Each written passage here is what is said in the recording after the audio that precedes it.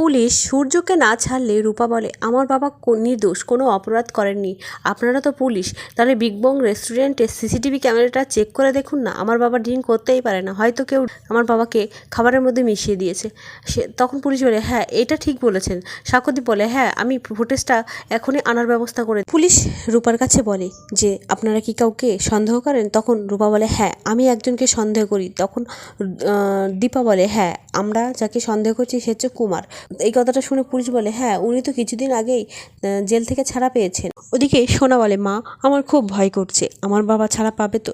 চলো না মা, আমার বাবার কাছে যাবো, বাবার সাথে দেখা করব। ওদিকে সূর্য সে থানা থেকে বেরিয়ে অন্যদিকে নিজের চেম্বারে গিয়ে অনেক কিছুই ভাবতে থাকে, অনেক পুরনো স্মৃতি সে ভাবতে থাকে। আমার দ্বারা এত বড় ভুল হতে পারে না, আমাকে কেউ ফাঁসাচ্ছে।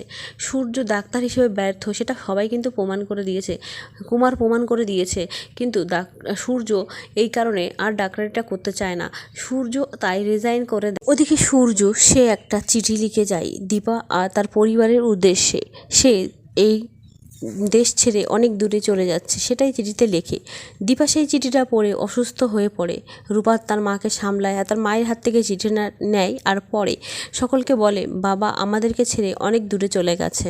সোনা বলে, না না এটা হতে পারে না, বাবা আমাদেরকে ছেড়ে কোথাও যেতে পারে না। ওদিকে দেখা যায় হাসপাতালের একজন স্টাফ সেখানে আসে আর দীপা, জয়, সোনারূপা সবাইকে বলে, সূর্য স্যার সবাইকে ছেড়ে অনেক দূর চলে গেছে আর স্যারের যত সম্পত্তি আছে সব দুই মেয়ের নামে করে দিয়ে চলে গেছে। একথা শুনে সবাই অবাক হয় আর সূর্যের জন্য চিন্তায় ভেঙে পড়ে।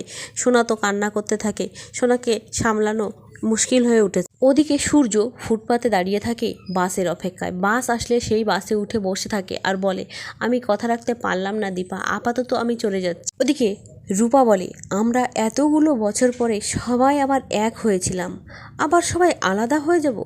তবে কি আমাদের ভাগ্যটাই এমন? ভাগ্যে কি আমাদের একসাথে থাকা হবে না? আর দীপার প্রবল আত্মবিশ্বাস। দীপা বলে, না যা হবে সবটা একসাথেই হবে, ডাক্তারবাবুকে আমি খুঁজে বের করব, ডাক্তারবাবু আমাদেরকে ছেড়ে এভাবে চলে যেতে পারে না। ওদিকে দীপা সিদ্ধান্ত নেয় সোনারূপাকে নিয়ে সূর্যের কাছে যাওয়ার, সূর্যকে খুঁজে বের করার। জয় বলে, বৌদিদি এখন সেটা কি সম্ভব? দাদা কোথায় গেছে আমরা তো কেউ জানি না।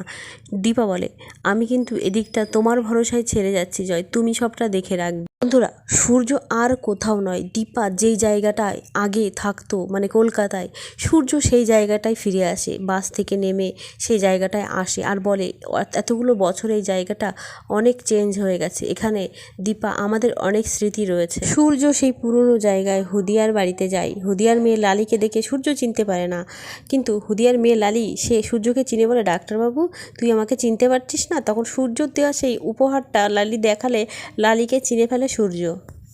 লালি বলে, ডাক্তারবাবু তুমি এখানে থাকবে তো? সূর্য বলে, হ্যাঁ আমি এখানে থাকবো। ওদিকে লালির ঠাকুমা সে বলে, তুমি একা এসেছো, তোমার বিবি বাচ্চা আনোনি? তখন সূর্য বলে, না আমি ওদেরকে আনতে পারিনি। তখন সেই লালির ঠাকুমা বলে ওঠে, সেটা কি করে হয়? তুমি তোমার বিবি বাচ্চাকে রেখে আলাদা থাকবে? ওরা কি থাকতে পারবে না তুমি ওদেরকে ছাড়া থাকতে পারবে? অন্যদিকে দীপা তার দুই মেয়েকে নিয়ে রাস্তায় বের হয় সূর্যের ছবি হাতে নিয়ে। সূর্য যেইখান থেকে বাসে উঠেছিল সেখানে গিয়ে একজনকে সূর্যের ছবি দেখিয়ে বলে, আপনি কি এনাকে দেখেছেন? দীপা সোনারূপা পাগলের মতো খুঁজতে থাকে তার বাবাকে। ওদিকে সূর্যর কিন্তু দীপা সোনারূপার কথা মনে পড়ে সে আবারও সেই বাস স্ট্যান্ডে ফিরে আসে। দীপা অন্যমনস্ক হয়ে কান্না করতে থাকলে সূর্য তার কাঁধে হাত দিলে দীপা সূর্যকে দেখে জড়িয়ে ধরে কান্না করতে থাকে আর সোনারূপাকে বলে, আমি অনেক দূরে চলে গেছিলাম, সেখানে তোমরা থাকতে পারবে না, তবে আমি কথা দিয়েছিলাম, সেই কথা রাখতেই আজ আবার ফিরে এলাম তোমাদের সাথে।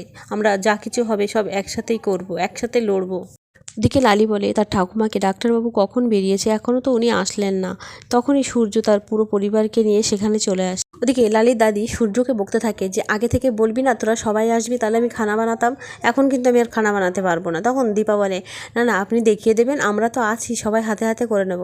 সোনা ভাবতে থাকে, এখন থেকে আমাদের কি এই নোংরা জায়গায় থাকতে হবে? তো বন্ধুরা, অনুরাগের ছোঁয়া সিরিয়ালে আজকে এইটুকুই। আর আগামী পর্ব দেখতে হলে চ্যানেলটি সাবস্ক্রাইব করে আমাদের পাশে থেকো। ধন্যবাদ।